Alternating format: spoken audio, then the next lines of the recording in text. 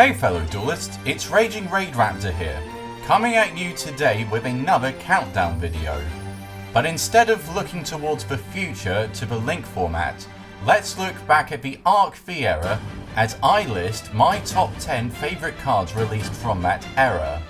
But before I begin, I want to establish the requirements needed for a card to be eligible for this list. In order for a card to be on the list, it had to have been released between the release dates of Duelist Alliance and Code of the Duelist in the TCG, meaning that any OCG imports like Star Seraph Scepter and Sovereignty released in the TCG in this time period will be eligible as well. So without further ado, let's get started. Starting off this list, we have Deskbot 4. What I really like about Deskbot 4 over the other Deskbot monsters is how much this single card is able to achieve for the archetype. It is not only easy monster removal, but it works as a foolish burial for the archetype when it attacks a monster or is attacked, but also a combo extender as it can special summon 2 Deskbot monsters from both the graveyard and the hand in defense position when it destroys a monster in battle, as long as they have different levels. This is incredibly useful as you can use it to trigger the effects of Deskbots 2, 3 and 6 to gain you +1s, or switch another copy of Deskbot 4 into attack position to potentially do all of that all over again. And because of the new Link monsters that are coming out soon, this effect will actually become much better, since Link monsters are not concerned about the levels of the monsters that are used to summon them. On a side note, I do genuinely find this card's artwork to be absolutely hilarious, based on the simple fact that a monster that looks like a tiny microchip is able to easily take out cards like Blue Eyes Chaos Max Dragon, Clifford Towers and Dark Matter Dragon with a glitter pen, provided that you run Deskbot 8. All of this is why Deskbot 4 is my favourite Deskbot monster, and my 10th favourite card to come out during the Arc V era. Coming in at number 9, we have the only trap card on the list, and that is Solemn Strike. Being one of the best trap cards to be released over the Arc V era, second only to Dimensional Barrier, this card is incredibly powerful and diverse, as like Solemn Warning, it can stop any of your opponent's inherent special summons, like Synchros, Xyz or Pendulum summons, but is much more flexible than Warning, as it can stop any monster effect then destroy that card, which is excellent against hand traps and if you have your opponent under Max C, since you can draw your card then destroy the monster with the effect of Strike if it activates its effect. Also, the fact that this card negates the special summons of any monster means that your opponent will not be able to summon any Synchro or Xyz monsters from the graveyard if you destroy them on the summon, as the game state will not count that monster as being summoned correctly, and that will also send pendulum cards to the graveyard because the game state does not know if they are pendulums or not, because of the fact the summon was negated, and is definitely an extremely useful counter against pendulum decks. The only downsides to this card is that it is incredibly useless if you have life points that are less than 1500, and the fact that there are some instances where Solemn Warning is better, since Warning can stop normal summons and special summons that need either spell or trap cards. However, despite these small issues, Solemn Strike has helped me win tons of games and has been the reason why I've lost games due to the mighty power that this card possesses, and a card that I put into most of my decks that can benefit from it. Will this card go on the forbidden/limited list at some point like Warning and Solemn Judgment? Possibly, but it still strikes a spot on my list at number 9. Moving on to another meta-defining card, we have Castel, the Skyblaster Musketeer. Being one of the best generic rank 4s does mean that this card is easily accessible to a huge number of decks, which is an extremely good thing considering that, like number 101, it can use its effect to easily get over monsters that trigger their effects when they are destroyed or cannot be destroyed at all by sending them back to the deck. However, Castel's effect is slightly better than 101's, since the same effect will not trigger any monsters that need to be sent to the graveyard, since 101 can lose that Xyz material and trigger its effect, whereas Castel will not, which made Castel significantly better against El Shaddoll Construct. Added in with the fact that this card can also be used on face-up spell and trap cards does give it a lot more diversity against decks that need to use those sorts of cards. And although its second effect is kind of useless unless you are using a deck that relies on flip effects, this card still blasts its way onto my list at number 8. Speaking of Xyz and number monsters, we have number F0, Utopic Future, which weirdly needs 2 non-number monsters in order to summon it. When it was originally released in the World Superstar set, it actually did not see any competitive play at all. This was because the decks that were most prevalent at the time were Necros, Clifforts, Shaddolls, Satellarknights and Burning Abyss, which could easily get over this card with effects like Necros of Trishula, Cliffort Stealth and the previously mentioned 101 and Castel, and Frightfur of the Burning Abyss. However, as the metagame progressed to where Cosmo became one of the best decks of the 2016 format, this card became a lot more viable, as its effect to prevent itself from being destroyed by detaching a material from it and could not be destroyed in battle as a whole made it especially good against Cosmo Dark Destroyer, which uses destruction effects to get over your opponent's monsters, and was still really good against Blue Eyes until Galaxy Eye Cypher Dragon came out. This was made better by the fact that the non-destruction effect was a continuous effect, meaning that it could not be negated by an effect like Solemn Strike. However, what really made this card one of my favourites is the fact that it can take any of your opponent's monsters when it attacks into a monster or is attacked, which would sometimes end up with me using my opponent's monster to reduce their life points to 0, and in even more situational circumstances could even let me use that monster as a tribute for Mask Change 2, while I was testing it in my Raidraptor deck, since Erebus of the Underworld Monarch and Cosmo Dark Destroyer were very prevalent then. And before you start saying you can't target Cosmo Dark Destroyer,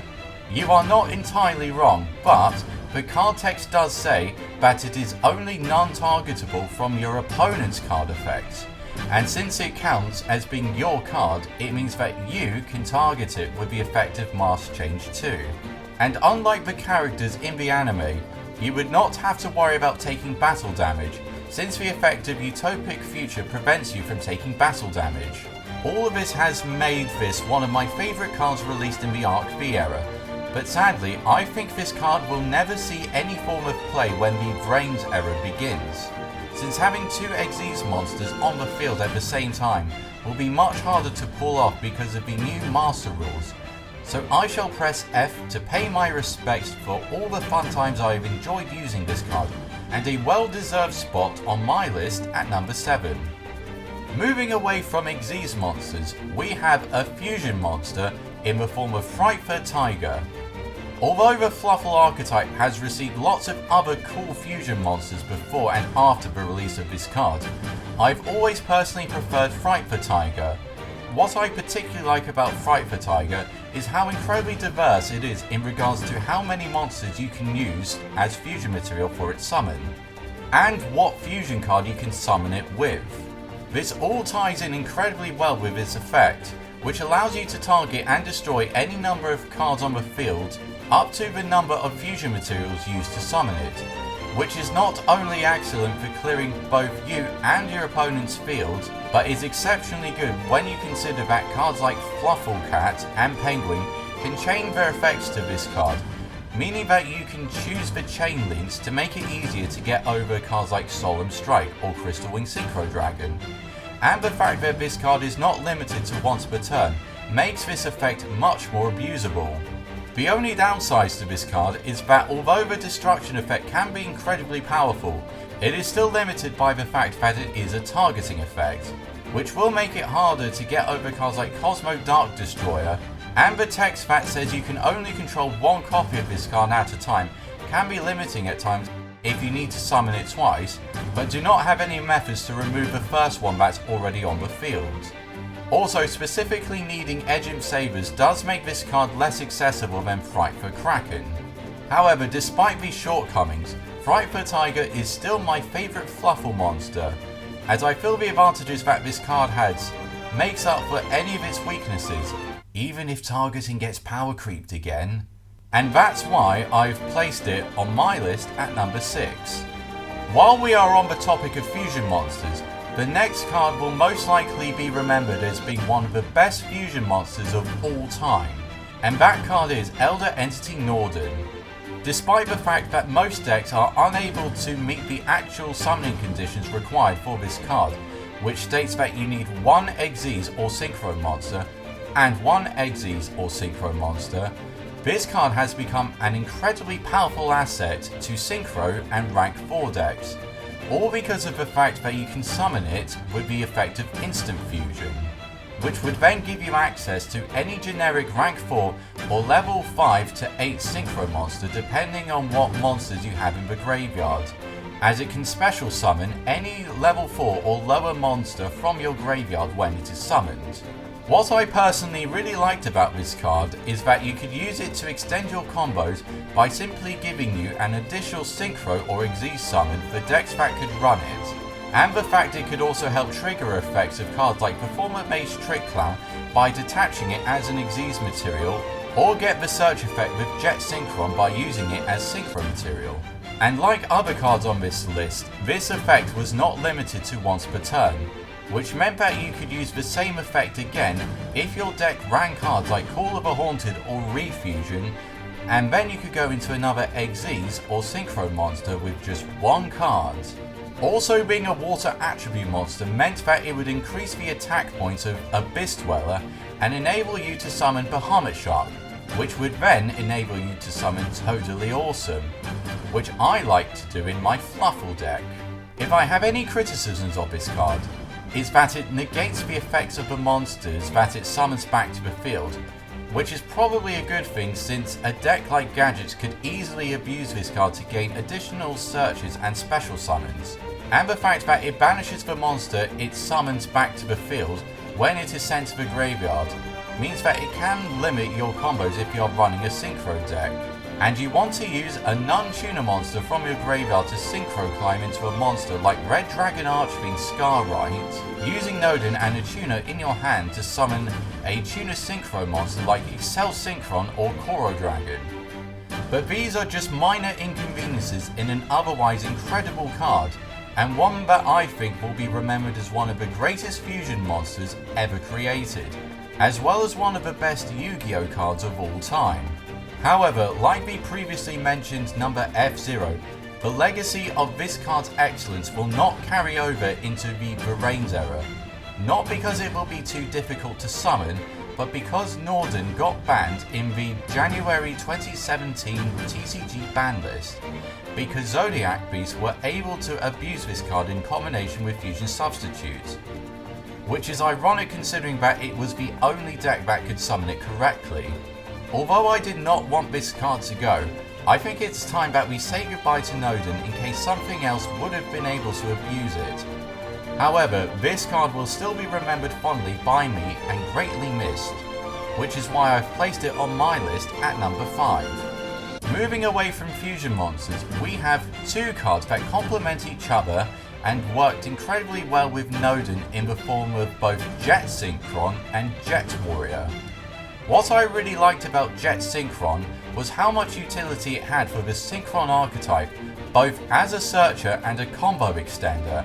as it could search a copy of any junk monster into your hand when it is used as Synchro material for a Synchro summon, which was fantastic since you could use it to search a copy of junk Synchron from your deck, and then use it to go into other crazy plays that the deck can do.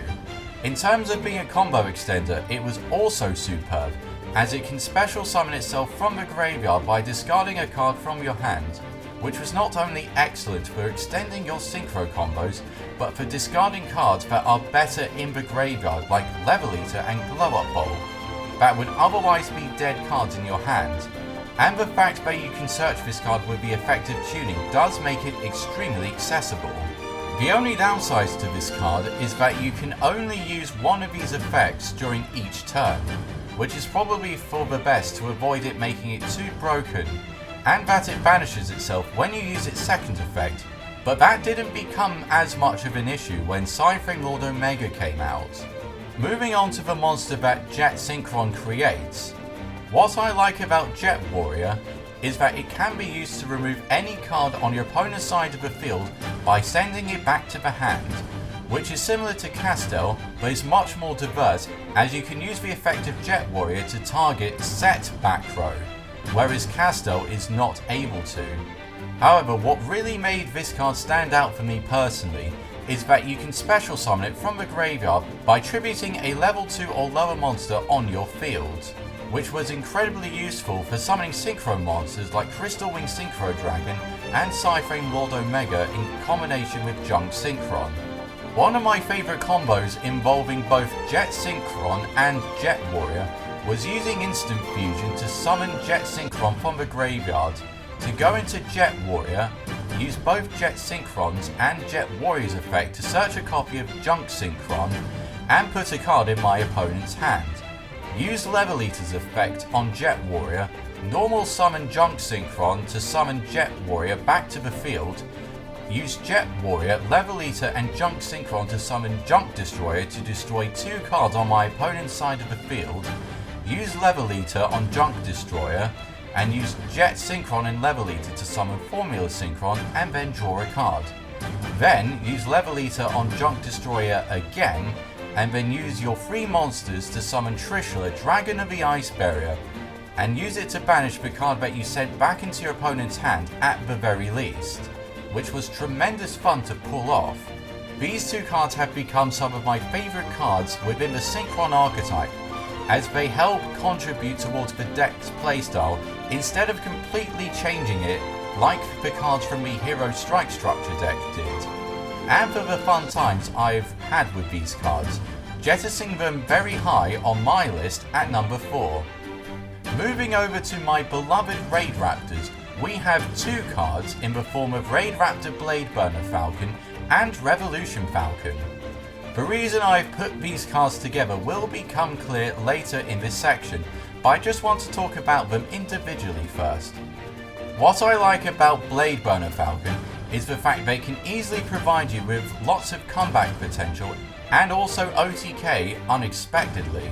as this card is able to increase its attack points to 4,000 provided that your life points are 3,000 points lower than your opponent's. In addition to the attack boost, it can also target and destroy up to 2 monsters on your opponent's side of the field when it destroys a monster by detaching the number of Xyz materials equal to the number of monsters you want to destroy with this effect, which will make it easier to clear your opponent's field of monsters for an OTK.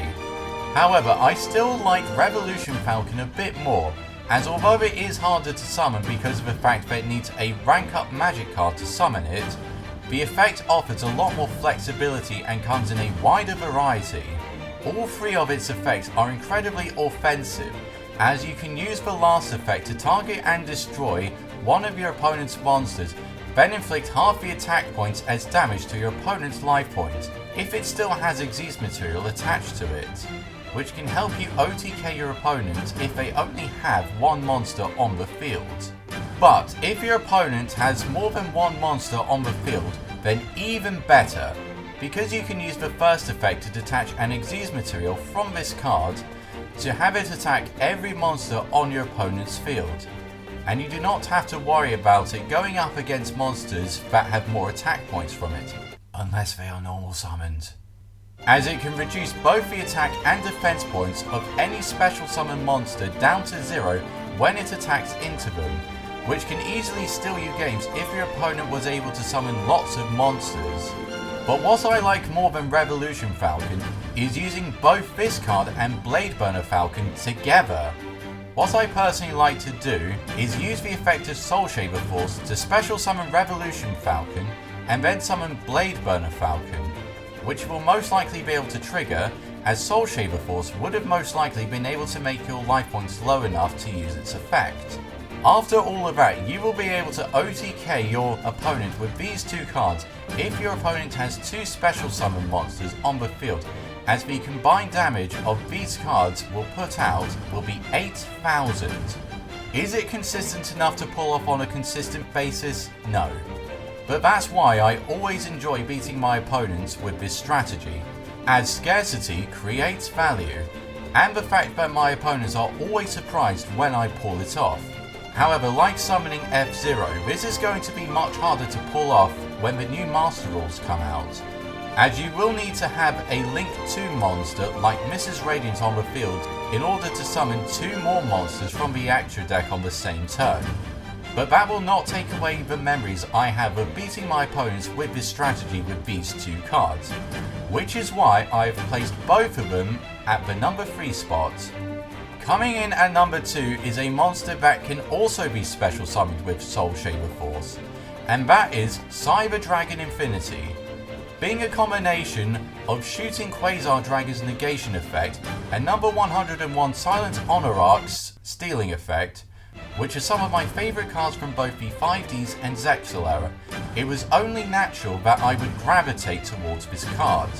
If you don't know what the effects of this card are, it allows you to target one of your opponent's attack position monsters and attach it to this card as Exeats material, which is actually objectively better than 101's effect, since Cyber Dragon Infinity's effect is not limited to only special summoned monsters, which is made even better by the fact that it gains 200 extra attack points for every Exeats material attached to it. But what really makes this card excellent is that it can negate the effects of any card and destroy it once per turn, which can be incredibly difficult to get over if you back it up with some back row or even another copy of this card, since it is not limited to once per turn for both of its effects. Some of my personal favourite memories of this card involve me summoning it with Tellarknight's Ptolemaeus using the Star Seraph engine with Raidraptors on YuGiOh Pro, during the time we didn't have Force Strix in the TCG or rank up Magic Soul Shaper Force in the OCG. I always enjoyed using the effects of both Scepter and Sovereignty to search another copy of Sovereignty with Scepter, draw another card with the effect of Sovereignty, and then special summon the searched copy of Sovereignty from your hand to draw yet another card, which you could do since Sovereignty does not miss timing. Then I would summon Tellarknight Ptolemaeus to gain the additional effect of Scepter, of giving Ptolemaeus the effect of destroying a card and then drawing another card from your deck. I would then use Ptolemaeus' effect to special summon Cyber Dragon Nova and then go into Infinity, which was a lot of fun for me, although I don't think my opponents liked that much at all. However, I did drop the Star Seraph engine and Ptolemaeus when the OCG got Soul Shaper Force, Skip Force and Ultimate Falcon, because both the main deck and extra deck were becoming too cloggy for me to accommodate all those cards. But my admiration for Cyber Dragon Infinity was still ever present, especially when we got the infamous February 2016 adjusted list, as that meant Infinity could not be summoned in every rank 4 deck due to the banning of Tellarknight Ptolemaeus. I'm sure some people were very sad about that, but this made me incredibly happy in a slimy smug kind of way, as that meant Raidraptors became the only rank 4 deck that could summon this card, as far as my knowledge was concerned. This card has helped me establish difficult to break boards in combination with other rank 4s like Evil Swarm Nightmare and Traptrix for Flasia, with any Solemn Strikes to make it even harder to break.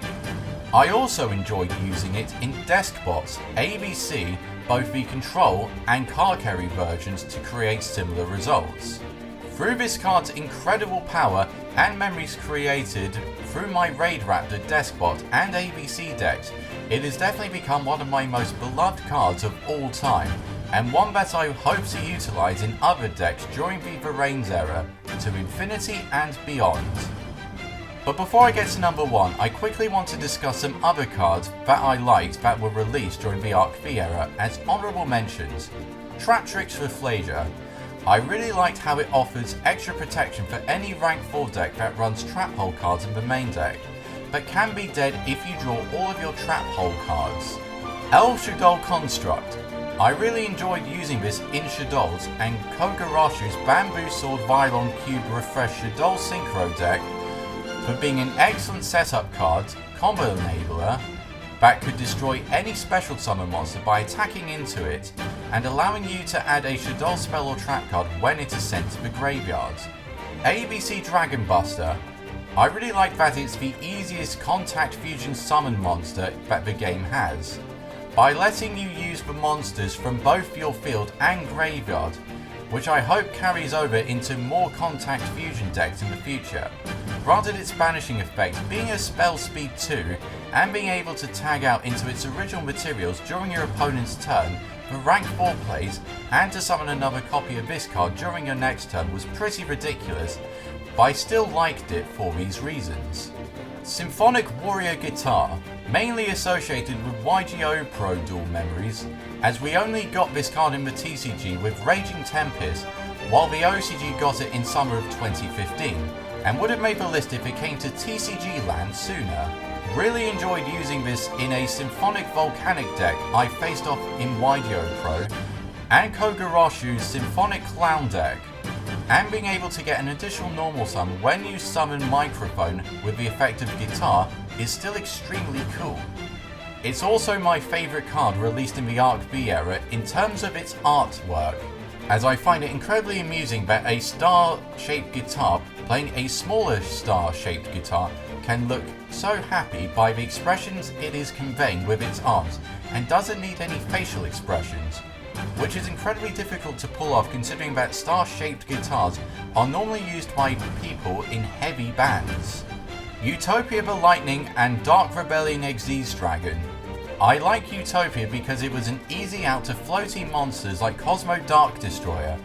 but I really enjoyed it with Dark Rebellion Dragon, since you could inflict lots of damage to your opponent as both of them can increase their attack points, and really enjoyed using this strategy against Blue Eyes players while I was playing Gadgets again after we got the movie pack. Raidraptor 4 Strix. I had to mention this as the deck is unplayable without it, and it is the image I use as my channel icon, but I just personally prefer Revolution Falcon and Blade Burner Falcon to 4 Strix, and 4 Strix is a more passive card, and I personally prefer the aggressive applications that Blade Burner and Revolution Falcon provide just a bit more. Finally, we are at number 1. If you have watched any of my previous videos, then this will not be a surprise, but my favourite Yu-Gi-Oh card released in the Arc V era is Psy-Framelord Omega. Although I did say that this was my favourite Yu-Gi-Oh card in my RagingRaidRaptor Wants to Duel video, I wanted to keep my reasons for liking it brief, but basically it boils down to just how many excellent effects this card has. The fact that it can be very difficult to get over due to its effect of being able to remove itself from the field being a spell speed 2 is made even harder since it can banish a card from your opponent's hand face up, potentially disrupting their plays and giving you insight into what deck they are playing and what strategies they might be trying to concoct, which has caused me to both win and lose games. But although you can use Solemn Strike to stop the summon of this card, it will not completely solve the problem, as this card's third effect can have it return itself and another card in either player's graveyard back into the deck,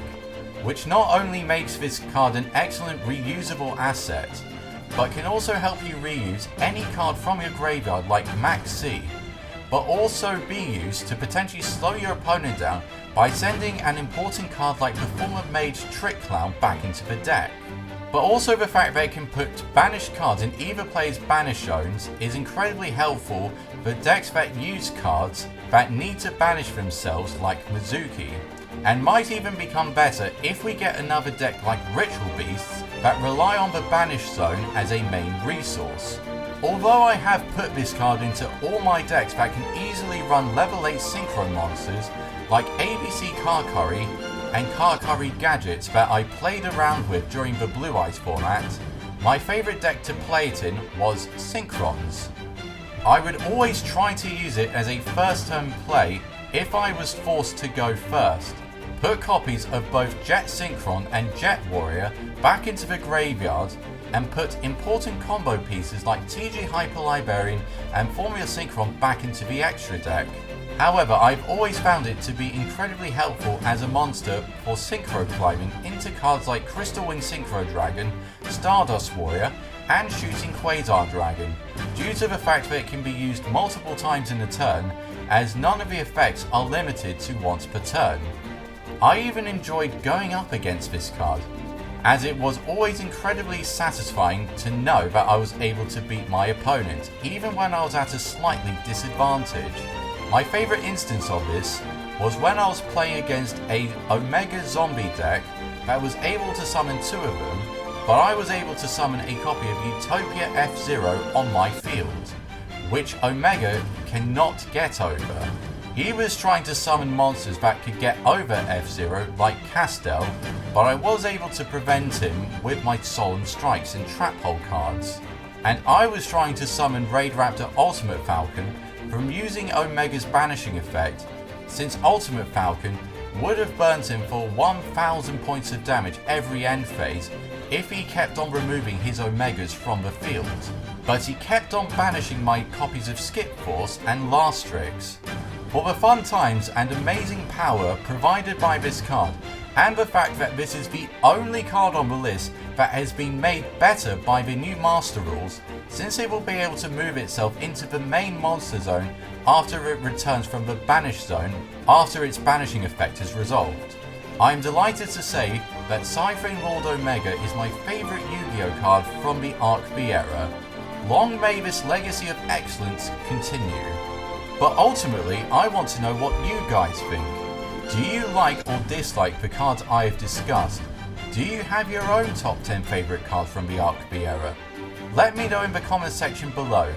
or alternatively you could make your own video about this very topic. Also, just to let you know, I've decided to take a break from YouTube